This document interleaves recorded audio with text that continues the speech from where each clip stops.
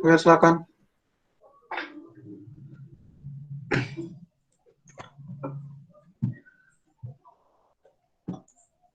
Baik, terima kasih atas waktu yang telah diberikan kepada kelompok kami.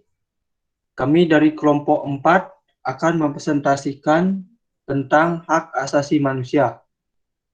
Sebelumnya, perkenalkan, nama saya Ikade Windu Dwi Payana dengan NIM 2015-081-001. Anggota lainnya ada Anandita R. Indrawan dengan NIM 2015-081-008.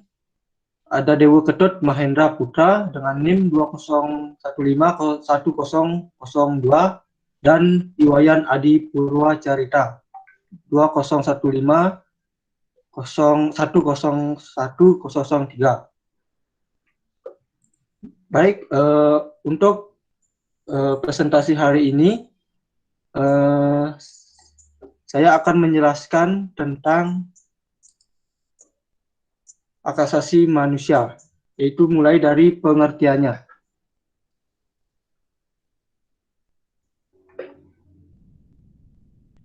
Jadi hak asasi manusia adalah hak dasar yang dimiliki oleh setiap orang atau setiap manusia yang dimiliki sejak lahir. Hak asasi dapat dirumuskan sebagai hak yang melekat dengan kodrat kita sebagai manusia yang bila tidak ada hak tersebut, mustahil kita dapat hidup sebagai manusia.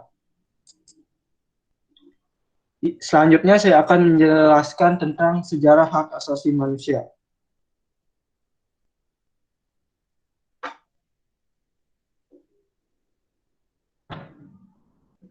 Jadi, sejarah hak asasi manusia di dunia, dahulu dunia barat atau Eropa menyuarakan HAM, di mana berdasarkan sejarah hak asasi manusia, Inggris yang paling utama menyerukannya. Tercatat di Inggris terdapat seorang filsuf yang mengungkapkan gagasan atau merumuskan adanya hak alamiah natural rights, yaitu John Locke pada abad ke-17. Sejarah perkembangan hak asasi manusia di dunia barat ditandai dengan 3 hal penting, yaitu ada Magna Carta, terjadinya Revolusi Amerika, dan Revolusi Prancis. Yang pertama yaitu ada Magna Carta, Liberium Inggris, tahun 1215. Sejarah telah mencatat bahwa Inggris memberikan jaminan pada bangsawan serta keturunannya yang tidak memenjarakan mereka sebelum proses pengadilan. Jaminan tersebut diberikan bukan tanpa alasan, tapi dikarenakan pada bangsawan telah berjasa dalam membiayai kerajaan. Sebagai bentuk balas budi, pihak kerajaan memberikan jaminan yang dinamakan dengan Magna Carta Liberium. Yang kedua yaitu ada Revolusi Amerika tahun 1776. Revolusi Amerika pada tahun 1776 merupakan peperangan rakyat Amerika melawan penjajahan Inggris. Hasil revolusi ini adalah kemerdekaan Amerika pada tahun 1976 dari Inggris. Yang ketiga yaitu ada Revolusi Prancis. Revolusi Prancis lebih populer daripada Revolusi Amerika jika Amerika memerangi penjajah Inggris untuk mendapatkan sebuah kemerdekaan supaya bisa berdiri sendiri dan memiliki hak. Beda halnya dengan Revolusi Prancis yang dilakukan oleh rakyat yang memerangi rajanya sendiri, yaitu Raja Louis.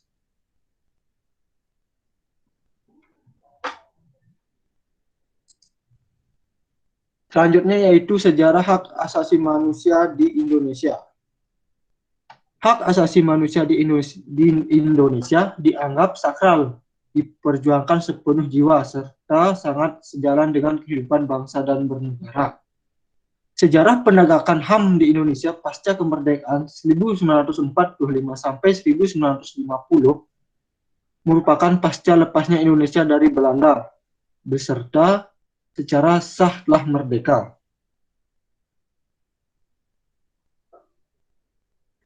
Pada masa Indonesia memperjuangkan HAM yang berkaitan dengan masalah-masalah kemerdekaan serta mengatur, menyampaikan, dan mengemukakan pendapat di muka umum, tahun 1950 sampai 1959, pada di mana HAM mulai berhasil ditegakkan, ditandai banyaknya partai politik dengan ideologinya masing-masing, serta memiliki kebebasan dalam menyampaikan fakta yang terjadi.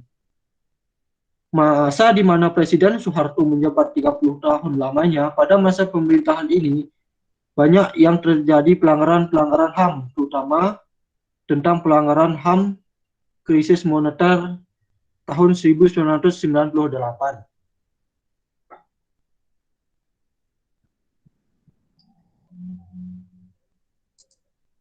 Selanjutnya yaitu pengertian tentang hak asasi manusia secara khusus.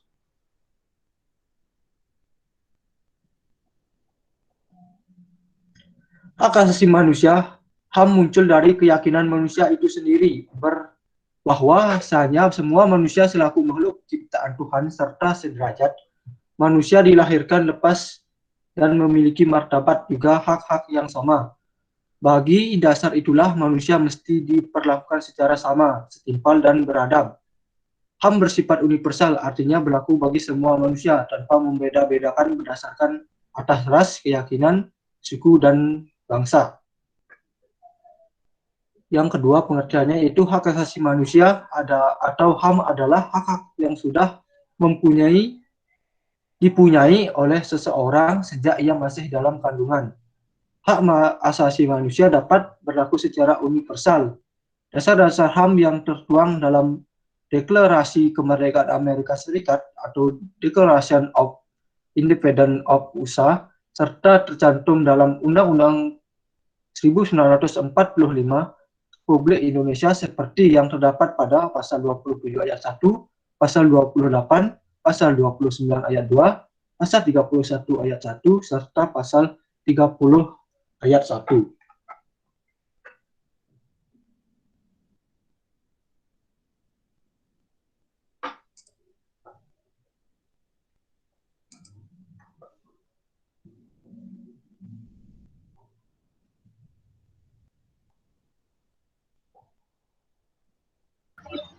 Baik di sini. Baik, di sini saya akan melanjutkan presentasi dari teman saya. Ya, Windu. Ya, silakan. Ya, terima kasih. Hak asasi manusia menurut para ahli. Yang pertama, menurut John Locke, hak asasi manusia adalah hak yang langsung diberikan Tuhan kepada manusia sebagai hak yang kodrati. Oleh sebab itu, tidak ada kekuatan di dunia ini yang bisa mencabutnya. HAM memiliki sifat yang mendasar dan suci. Kemudian yang kedua, menurut John Matterson dari anggota Komisi HAM di PBB. Menurutnya, HAM adalah hak-hak yang ada pada setiap manusia yang tanpanya manusia mustahil hidup sebagai manusia. Yang ketiga, menurut Miriam Budiarjo, HAM adalah hak yang dimiliki oleh orang sejak lahir di dunia. Hak itu sifatnya universal karena hak dimiliki tanpa adanya perbedaan, baik itu ras, jenis kelamin, suku, dan agama. Kemudian yang keempat, menurut Profesor Kunjoro Purborantono, HAM adalah suatu hak yang bersifat mendasar, hak yang dimiliki manusia sesuai dengan kodratnya yang pada dasarnya tidak bisa dipisahkan. Dan yang terakhir, menurut Undang-Undang Nomor 39 Tahun 1999, yakni HAM adalah seperangkat hak yang melekat pada diri manusia sebagai ciptaan Tuhan yang Maha Esa. Hak tersebut merupakan anugerah yang wajib dilindungi dan dihargai oleh setiap manusia. Next, Win. Kemudian ruang lingkup hak asasi manusia. Yang pertama, setiap orang berhak atas perlindungan diri pribadi, keluarga, kehormatan, martabat, dan hak miliknya. Kedua, setiap orang berhak atas pengakuan di depan hukum sebagai manusia pribadi di mana saja ia berada. Yang ketiga, setiap orang berhak atas rasa aman dan tentram serta perlindungan terhadap ancaman ketakutan untuk berbuat atau tidak berbuat sesuatu. Yang keempat, setiap orang tidak boleh diganggu yang merupakan hak yang berkaitan dengan kehidupan pribadi di dalam tempat kedamaiannya. Yang kelima, setiap orang berhak atas kemerdekaan dan rahasia dalam hubungan komunikasi melalui sarana elektronik tidak boleh diganggu kecuali atas perintah hakim atau kekuasaan lain yang sah sesuai dengan undang-undang. Yang keenam, setiap orang berhak untuk bebas dari penyiksaan, penghukuman, atau perlakuan yang kejam, tidak manusiawi, penghilangan paksa, dan penghilangan nyawa.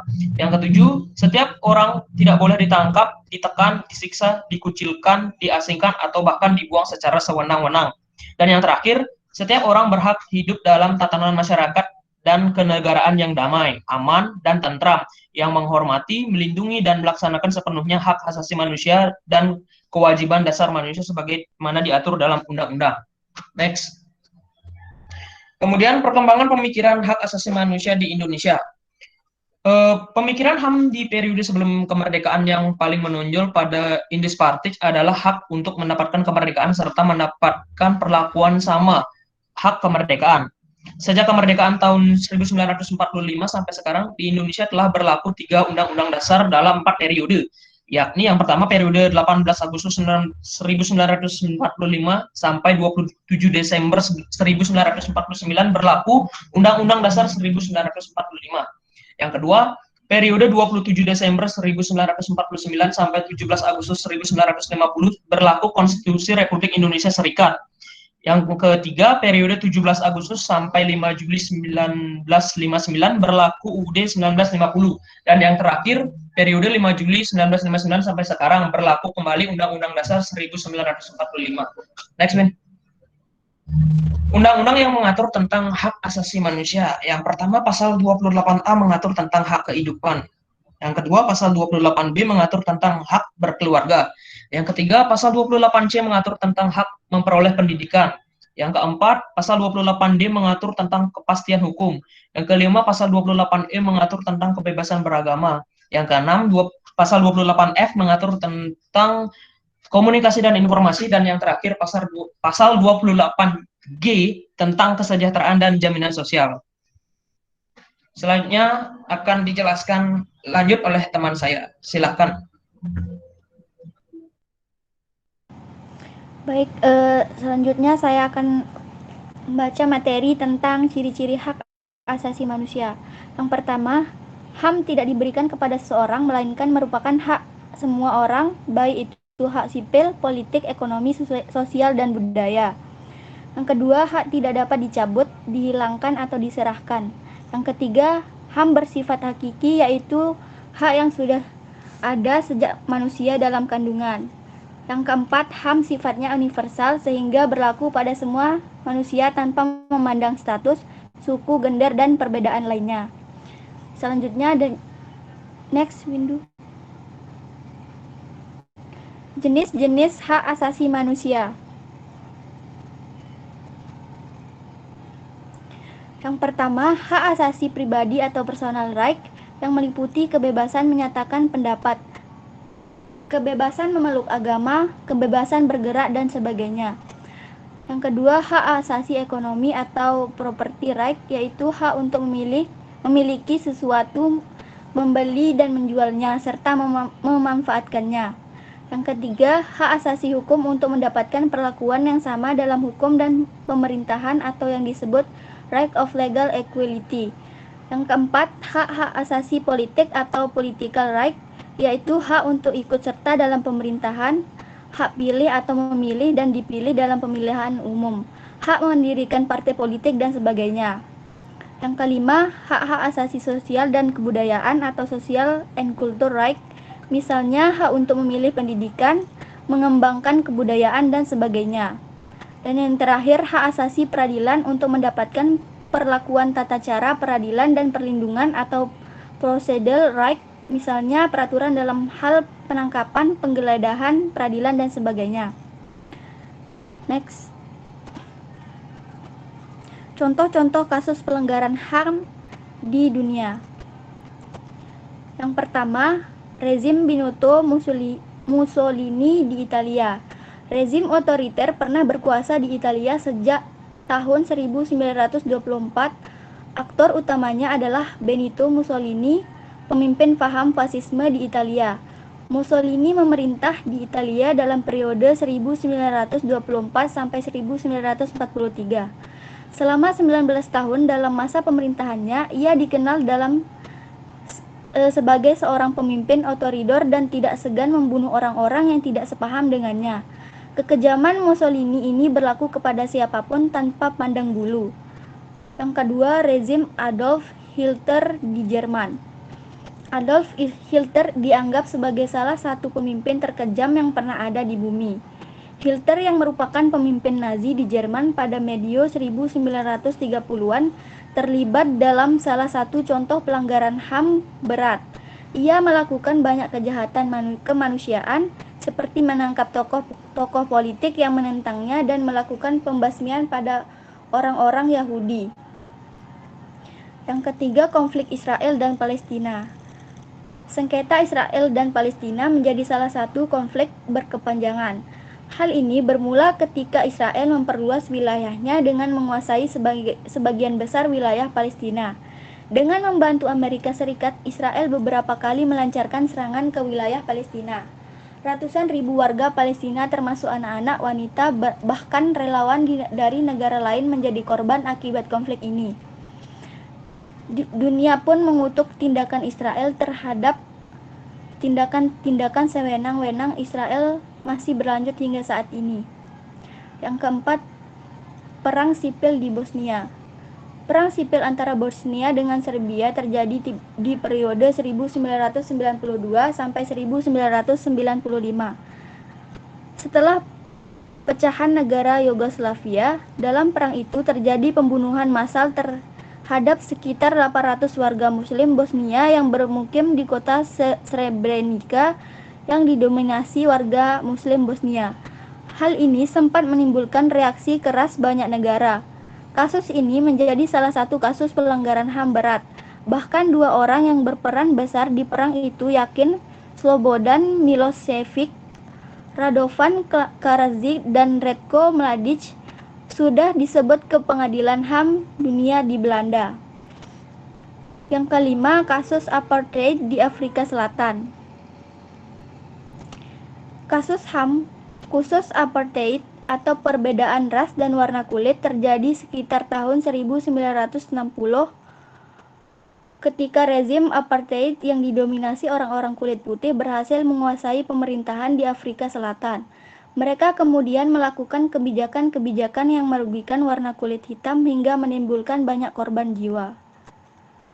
Yang keenam, kekerasan etnis Rohingya Myanmar.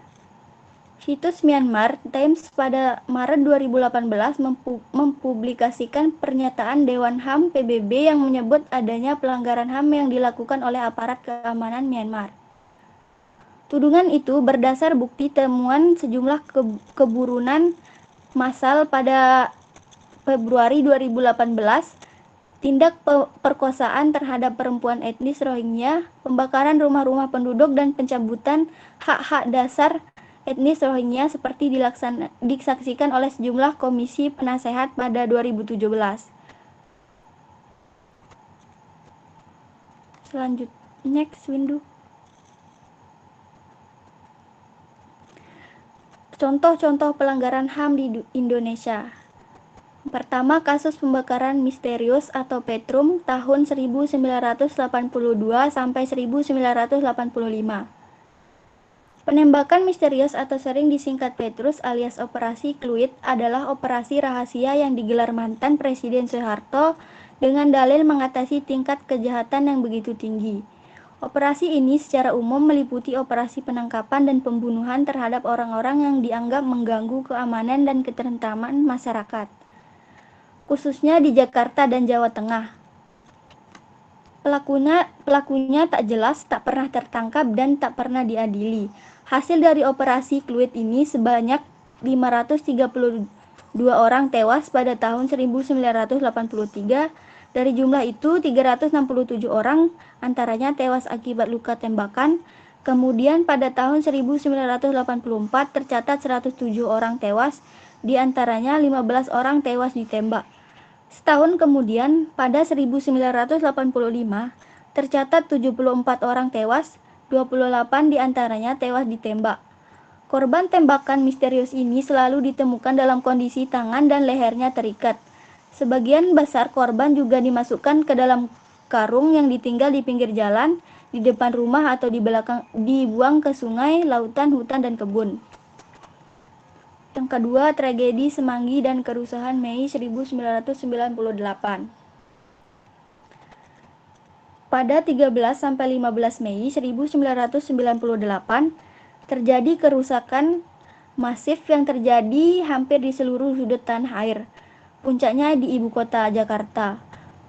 Kerusuhan ini diawali oleh kondisi krisis finansial Asia yang makin memburuk, serta dipicu oleh tewasnya 4 mahasiswa Universitas Trisakti yang tertembak dalam demonstrasi pada 12 Mei 1998.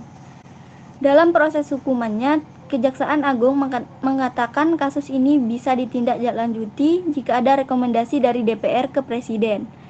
Karena belum ada rekomendasi, maka Kejaksaan Agung mengembalikan berkas penyelidikan ke Komnas HAM.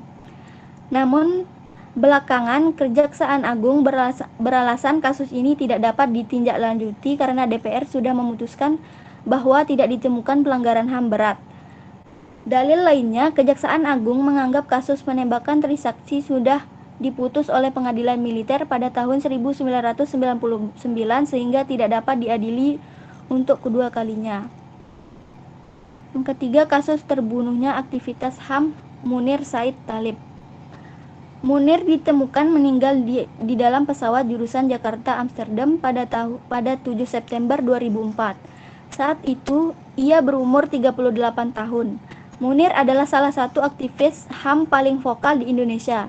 Jabatan terakhirnya adalah Direktur Eksekutif Lembaga Pemantau Hak Asasi Manusia Indonesia Imparsial saat menjabat Dewan Kontras, atau Komite untuk Orang Hilang dan Korban Tindak Kekerasan. Namanya melambung sebagai seorang pejuang bagi orang-orang hilang yang diculik pada masa itu. Ketika itu, dia membela para aktivis yang menjadi korban penculikan tim Mawar dan Komando Pasukan Khusus Tentara Nasional Indonesia. Setelah Soeharto jatuh, penculikan itu menjadi alasan pencopotan Denjen Kopassus Prabowo Subianto dan diadilinya para anggota tim Mawar. Namun, hingga hari ini, kasus ini hanya mampu mengadili seorang pilot maskapai Garuda, Polikarpus Bodhihari Priyanto. Poli mendapat vonis hukuman 14 tahun penjara karena terbukti berperan sebagai pelaku yang meracuni Munir dalam penerbangan menuju Amsterdam. Namun banyak pihak yang meyakini Poli bukan otak pembunuhan. Belum juga selesai pengungkapan kasusnya, Poli malah dibebaskan bersyarat sejak Juli 2004. Komnas HAM mengeluarkan laporan penyelidikan Pro Justica atas dugaan adanya kejahatan terhadap kemanusiaan di Wamena. Yang keempat, tragedi Wamena berdarah pada 4 April 2003. Tragedi itu menjadi April 2003 pukul 1 waktu Papua. Sekelompok massa tak dikenal membobol gudang senjata markas Kodim 1702 atau Wamena. Penyerangan ini menewaskan 2 anggota Kodim, yaitu Letu TNI AD Naputilu dan prajurit Ruben. Sekian dari saya, akan dilanjutkan oleh teman kami.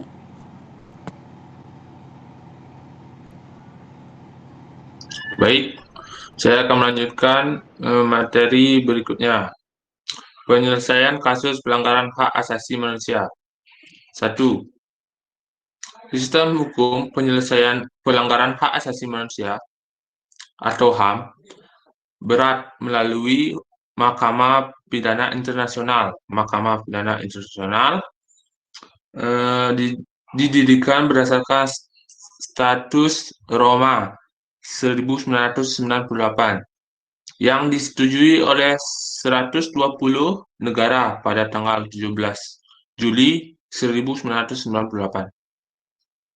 Salah satu instrumen dari hukum HAM yang digunakan sebagai pedoman bersama dalam melaksanakan norma-norma HAM adalah Deklarasi Universal Hak Asasi Manusia tahun 1948 yang dirumuskan oleh PBB dan ditaati sebagai norma internasional oleh negara-negara di seluruh dunia.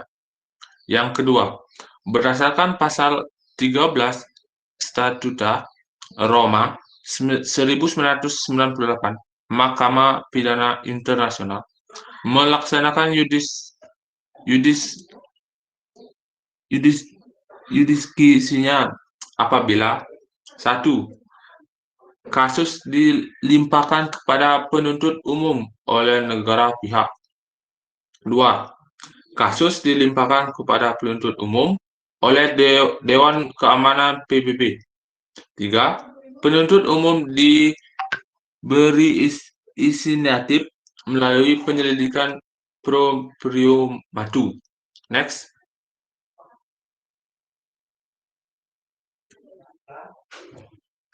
Next window.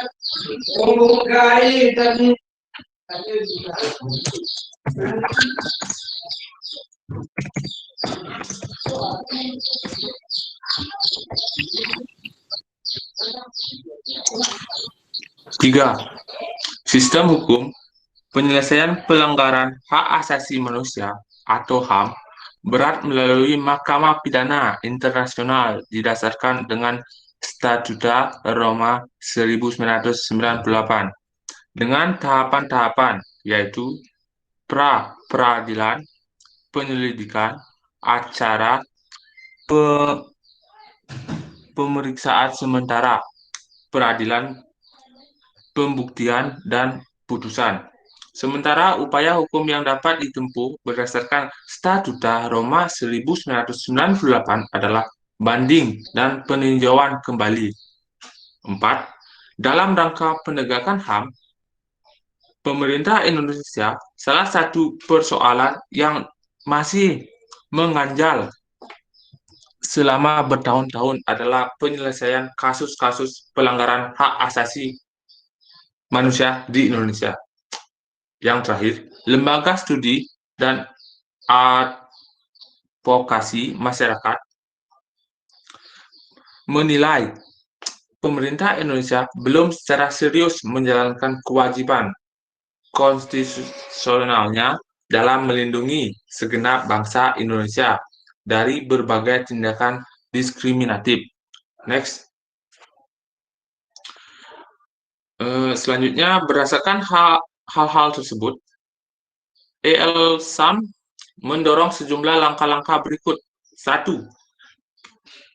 Presiden Jokowi atas nama pemerintah Indonesia segera mengakui, menyesali, dan melakukan permintaan maaf secara resmi atas berbagai kasus pelanggaran HAM yang terjadi di masa lalu dan menindaklanjutinya dengan berbagai agenda penyelesaian yang menyeluruh, baik yudisial maupun non-yudisial.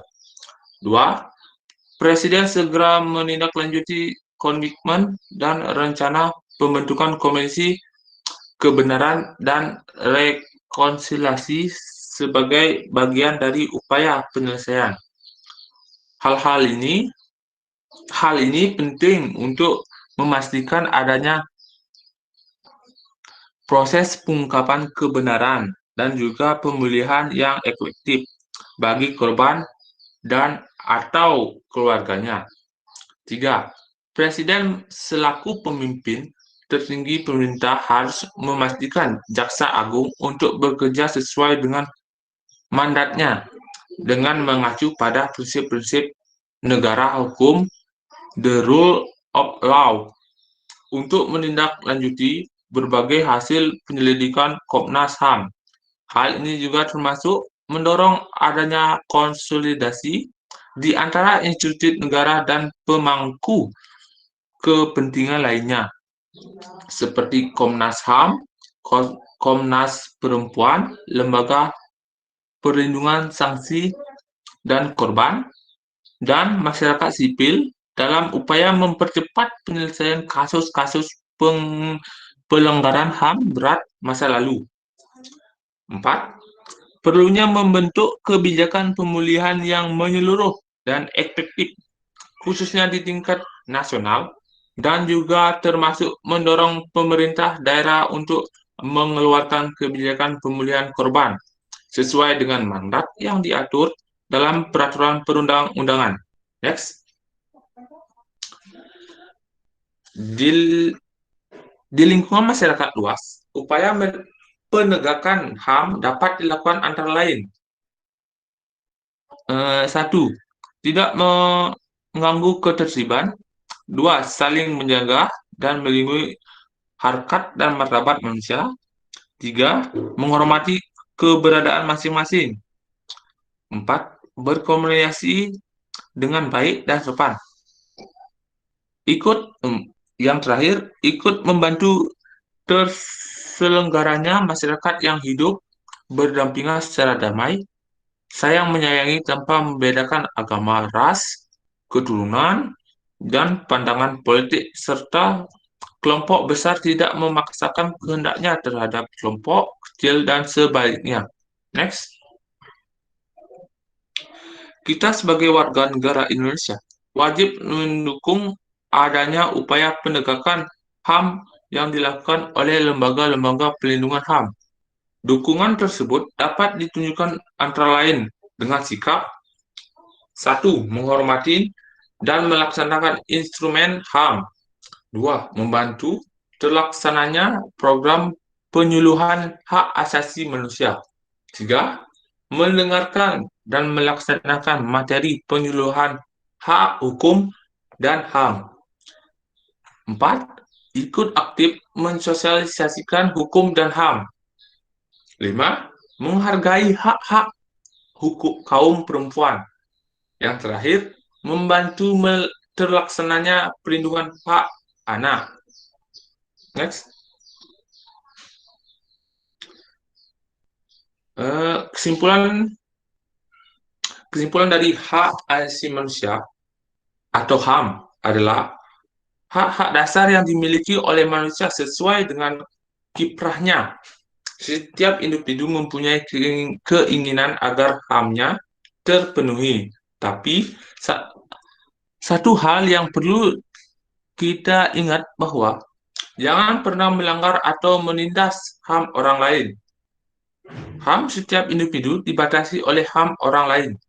Dalam kehidupan bernegara, HAM diatur dan dilindungi oleh perundang-undangan RI, di mana setiap bentuk pelanggaran HAM, baik yang dilakukan oleh seseorang, kelompok, atau suatu instansi, atau bahkan suatu negara, akan diadili dalam pelaksanaan peradilan HAM. Peradilan HAM menempuh proses pengadilan melalui hukum secara peradilan HAM sebagaimana terdapat dalam Undang-Undang Peradilan HAM. Kita sebagai warga negara Indonesia wajib mendukung adanya upaya penegakan HAM yang dilakukan oleh lembaga-lembaga pelindungan HAM.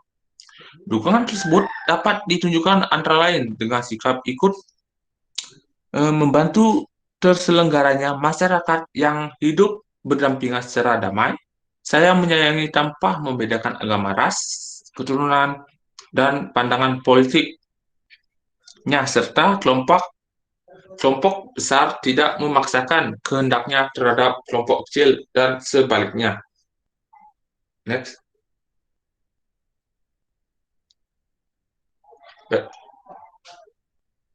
Baik, saya kembalikan ke moderator.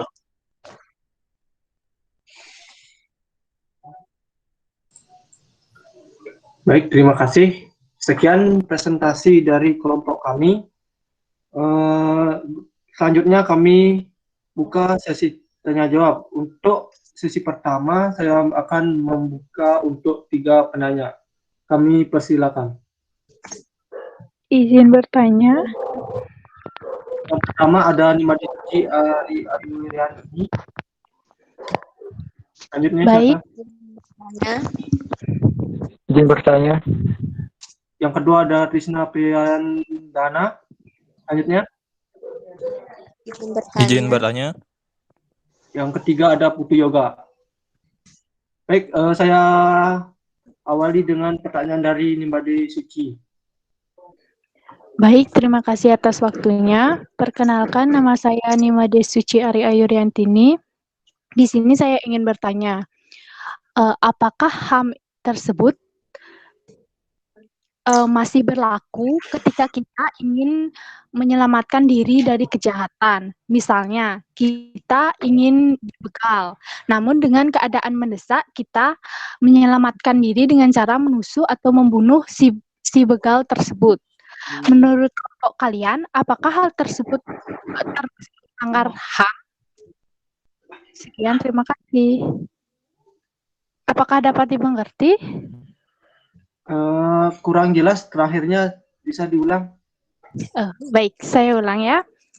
Jadi pertanyaan saya, apakah HAM tersebut masih berlaku ketika kita ingin menyelamatkan diri dari kejahatan? Misalnya, seseorang ingin dibegal, namun dengan keadaan mendesak, seseorang tersebut ingin menyelamatkan diri dengan cara membunuh atau menusuk si begal tersebut. Menurut kelompok kalian, apakah hal tersebut termasuk melanggar hak asasi manusia? Baik, bisa di... Sekian. Baik. Sekian, terima kasih.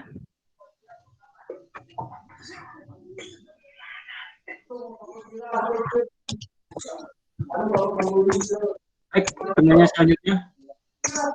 Ini rangkum dulu pertanyaannya. Baik, terima kasih atas waktunya. Sebelumnya perkenalkan, nama saya Iwayan Trisna Priyandana. Seperti yang sudah dijelaskan tadi, bahwa HAM sudah ada pada diri seseorang sejak masih dalam kandungan. Berarti semua orang itu dilindungi oleh HAM. Nah, pertanyaan saya, bagaimana dengan kasus penembakan Laskar FPI yang dilakukan oleh 2 anggota polisi? Jadi, apakah hal tersebut dibenarkan dalam HAM? Terima kasih. Baik, terima kasih atas pertanyaannya. Pertanyaan terakhir. Baik, terima kasih atas kesempatan yang telah diberikan. Perkenalkan, nama saya Putu Yoga Indra Saputra dengan NIM 20170410446. Sebelumnya, terima kasih kepada kelompok 4 yang telah memberikan materinya dengan cukup lengkap, membawakan materinya dengan cukup lengkap. Di sini saya izin untuk menanggapi atau menambahkan sedikit materi dan memberikan sebuah pertanyaan. Jadi tambahan materi yang ingin saya berikan yaitu terkait lembaga-lembaga perlindungan hak asasi manusia yang terdapat di Indonesia.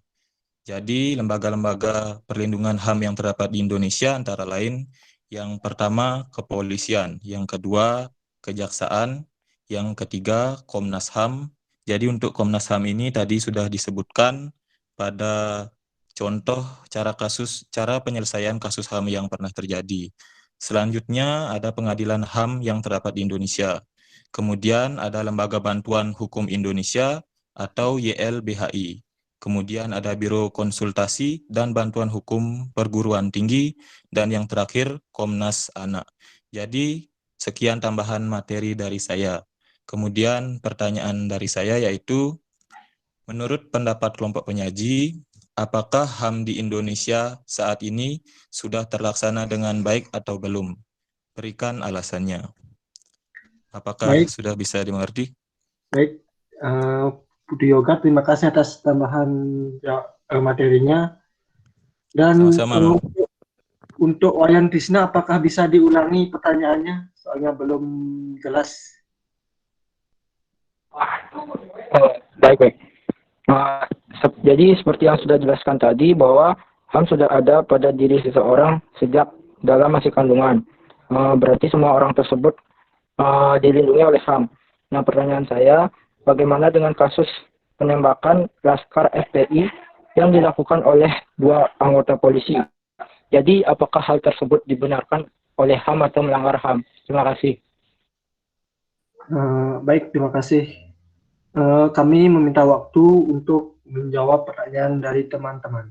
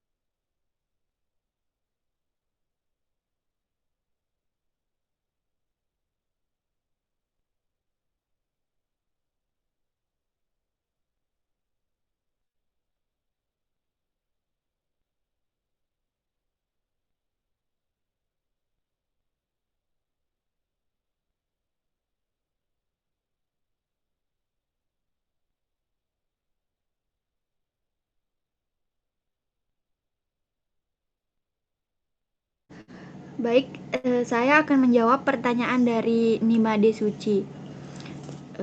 Pertanyaannya, apakah HAM tersebut masih berlaku ketika kita ingin menyelamatkan diri dari kejahatan? Secara umum, Undang-Undang Pengadilan HAM memuat 2 jenis pelanggaran HAM berat, yaitu kejahatan genosida dan kejahatan terhadap kemanusiaan sebagaimana sesuai dengan Rome Statute of the International Criminal Court. Yang pertama, kejahatan genosida. Berdasarkan pasal 8 Undang-Undang Pengadilan HAM, kejahatan genosida dijelaskan sebagai berikut. Kejahatan genosida adalah setiap perubahan yang dilakukan dengan maksud untuk menghancurkan atau memusnahkan seluruh atau sebagian kelompok bangsa, ras, kelompok etnis, kelompok agama dengan cara membunuh anggota kelompok, mengakibatkan penderitaan fisik atau mental yang berat terhadap anggota-anggota kelompok, menciptakan kondisi kehidupan kelompok yang akan mengakibatkan kemusnahan secara fisik baik seluruh atau sebagainya, memaksakan tindakan-tindakan yang bertujuan mencegah kelahiran di dalam kelompok atau memindahkan secara paksa anak-anak dari kelompok tertentu ke kelompok lain. Sedangkan kejahatan terhadap kemanusiaan, mengenai kejahatan terhadap kemanusiaan dapat dilihat dalam pasal 9 Undang-Undang Pengadilan HAM, yaitu kejahatan kemanusiaan merupakan perbuatan kejahatan yang ditunjukkan pada penduduk sipil guna kepentingan suatu kelompok atau individu. Kejahatan terhadap kemanusiaan sebagaimana dimaksud dalam salah satu perbuatan yang dilakukan sebagai serangan yang meluas atau sistematik yang diketahui bahwa serangan tersebut ditunjukkan secara langsung terhadap penduduk sipil, berupa pembunuhan, pemusnahan, perbudakan, pengusiran atau pemindahan penduduk secara paksa, perampasan kemerdekaan atau perampasan kebebasan fisik lain secara sewenang-wenang yang melanggar asas-asas ketentuan pokok hukum internasional, penyiksaan, perkosaan, perbudakan seksual, pelacuran secara paksa, pemaksaan kehamilan, pemandulan atau sterilisasi secara paksa atau bentuk-bentuk kekerasan seksual lain yang setara, penganiayaan terhadap suatu kelompok tertentu atau perkumpulan yang didasari persamaan paham politik ras, kebangsaan, etnis, budaya, agama, jenis kelamin atau alasan lain yang telah diakui secara universal sebagai hal yang dilarang menurut hukum internasional, penghilangan orang secara paksa atau kejahatan apartheid. Dari penjelasan mengenai pelanggaran HAM tersebut, Maka tindakan TNI dalam kasus tersebut tidak dapat dikatakan sebagai pelanggaran HAM karena TNI di sini memiliki tugas untuk menyelamatkan warga sipil dari teror dan serangan yang dilakukan oleh TPN, PB, OPM atau KKS SB tersebut serta melindungi kedaulatan Indonesia. Sekian dari saya. Terima kasih.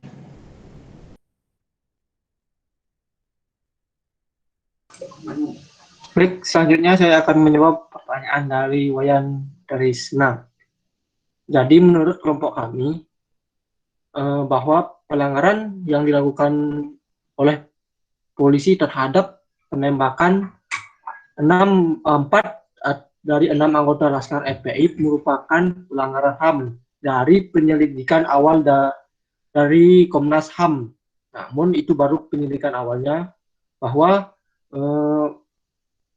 Komnas HAM menyarankan agar tewasnya 4 anggota Laskar FPI dilanjutkan ke pengadilan pidana.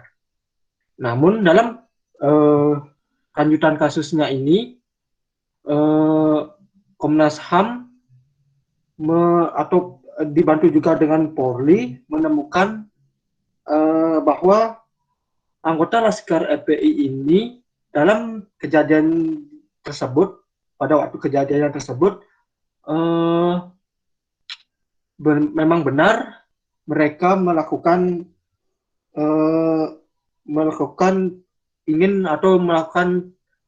penembakan terhadap anggota polisi.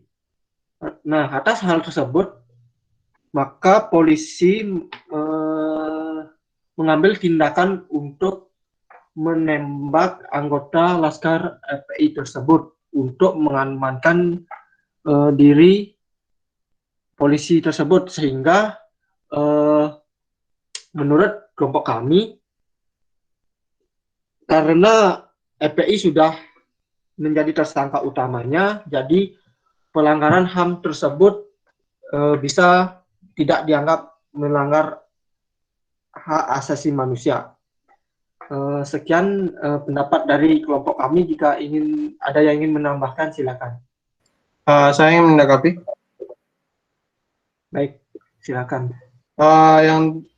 Saya ingin menanggapi tentang kenapa nggak jadi ada pelanggaran HAM-nya, kenapa nggak si Laskar FPI ini bisa meninggal, tapi si polisinya nggak dikenai oleh pelanggaran HAM.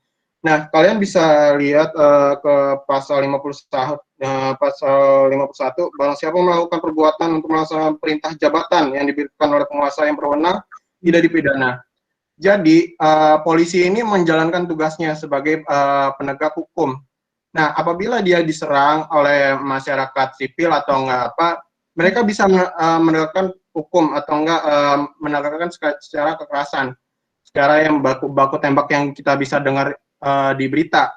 Nah, itu bisa kita sebut di hukum pidana sebagai alasan pembenar. Nah, kenapa pejabat polisi tidak bisa karena ada alasan yang sebagai alasan pembenar. Nah, apabila kewenangan tersebut disalahgunakan, bisa kita lihat ke pasal 52, bila mana seorang pejabat karena melakukan perbuatan pidana melanggar suatu kewajiban khusus dari jabatannya atau pada waktu melakukan perbuatan pidana, memakai kekuasaan, kesempatan, atau sarana yang diberikan karena jabatannya, pidananya bisa ditambah sekitar sepertiga dari yang perbuatannya.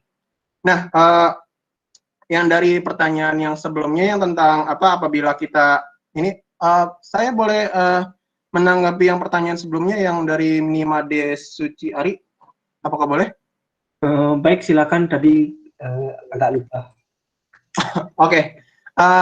Tentang kasusnya tadi itu kalau nggak salah ya, apabila kita dibegal, terus kita kalau nggak salah ngebunuh mereka, bunuh si begalnya untuk melindungi diri kita sendiri. Nah, itu nggak apa-apa. Itu sebenarnya sih masuk ke alasan pemaaf. Nah, di dalam hukum pidana ini ada yang namanya alasan pembenar dan alasan pemaaf.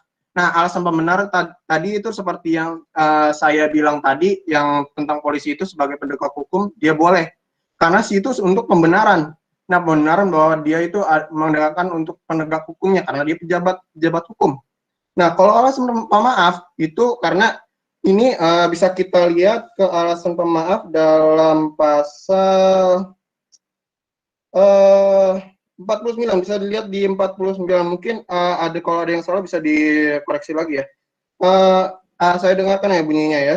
Tidak dipidana apabila barang siapa melakukan perbuatan pembelaan terpaksa untuk diri sendiri maupun untuk orang lain, kehormatan, kesusilaan, atau harta benda sendiri maupun orang lain karena ada serangan atau ancaman serangan yang sangat dekat pada saat itu yang melawan hukum.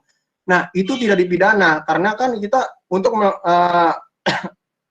untuk melindungi kita sendiri karena kita merasa diancam kan, karena ada daya paksa yang tersendiri, jadi kita ada alasan maaf. Nah, apabila kita ada orang yang keguncangan jiwa nih, kayak ada orang gila ngebunuh orang langsung. Nah, itu pembelaan terpaksa yang melampaui batas. Nah, pembelaan terlalu batas itu karena yang disebabkan oleh keguncangan jiwa yang hebat karena serangan atau ancaman serangan itu. Jadi kita langsung panik nih, panik langsung jadi gila kan, langsung aja bunuh, langsung dibunuh. Jadi kita kayak berasa bersalah. Jadi harus gimana dong? Berarti dalam pasal 49 ini bisa dijelaskan bahwa tentang itu tidak dipidana. Jadi itu sih yang bisa aku tambahin ya tentang pertanyaan-pertanyaan tersebut. Mungkin bisa mengurangi kebingungan dari yang pertanyaan-pertanyaan tadi ya. Terima kasih. Baik, terima kasih Dwi Indra Narayan atas tambahan jawabannya yang sudah sangat masuk akal dan lengkap. Selanjutnya saya akan menjawab pertanyaan ketiga tentang apakah penegakan hukum HAM atau HAM di Indonesia udah berjalan baik atau belum. Nah, jadi menurut kelompok kami penegakan HAM dan HAM itu sendiri sudah baik di Indonesia. Hal tersebut dibuktikannya adanya lembaga-lembaga yang mendukung atau ikut membantu menyelesaikan masalah-masalah HAM di Indonesia. Contohnya lembaganya yaitu ada Komnas HAM, perlindungan terhadap perempuan, terus ada perlindungan terhadap anak. Nah, jadi lembaga-lembaga ini termasuk upaya dalam menegakkan HAM di Indonesia. Tidak hanya itu, untuk penyelesaian kasus HAM di Indonesia juga sudah berjalan dengan baik. Namun di sini kekurangannya yaitu tentang kasus pelanggaran HAM tahun 1998, di mana dalam pelanggaran ini sampai sekarang dari pihak keluarga masih belum puas terhadap selesainya kasus pelanggaran HAM tahun 1998. Nah, upaya kita dalam menegakkan HAM ini, kalau kita tidak ikut mendukung upaya pemerintah atau tidak ikut membantu pemerintah, maka upaya penegakan hukum ini mustahil berjalan di Indonesia dengan baik. Sekian jawaban dari saya. Mungkin teman-teman ada yang ingin menambahkan, silakan. Nah, untuk Wayan Krishna penanya yang terakhir, Putu Yoga, dapat diterima jawabannya? Ya, jawabannya bisa saya terima. Terima kasih. Baik.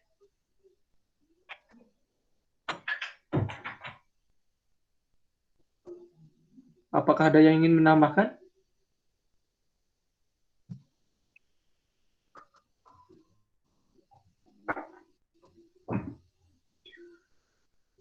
Kalau tidak, apakah ada yang bertanya? Kami buka lagi, mungkin lagi 2 penanya saja. Atau 1.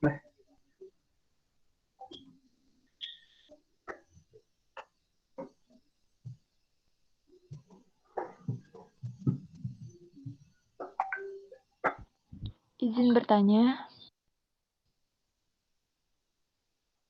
Baik, silakan. Baik, di sini saya ingin bertanya, menurut kelompok kalian, pelanggaran HAM yang seperti apa, pelanggaran HAM yang bagaimana yang bisa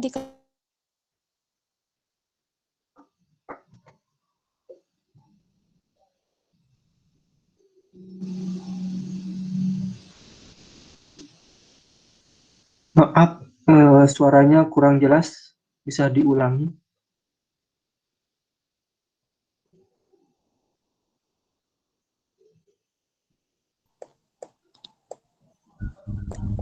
Menurut Anda, menurut kelompok kalian, pelanggaran HAM yang bagaimanakah yang bisa dikatakan sebagai pelanggaran HAM dalam tingkat berat? Terima kasih. Apakah bisa didengar? Baik, sudah jelas. Terima kasih. Terima kasih.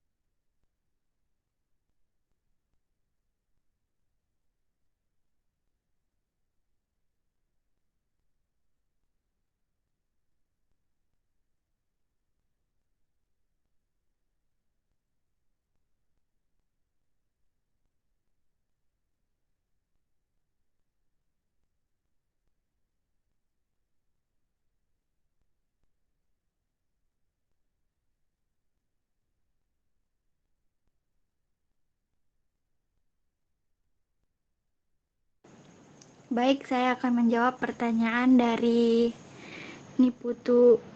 Apa tadi?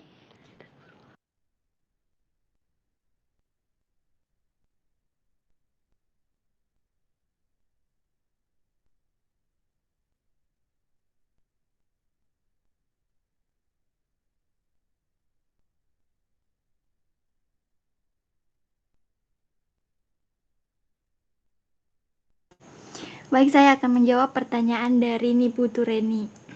Menurut kelompok kami, pelanggaran berat termasuk yang pertama pembantaian di Indonesia pada tahun 1965 sampai 1966.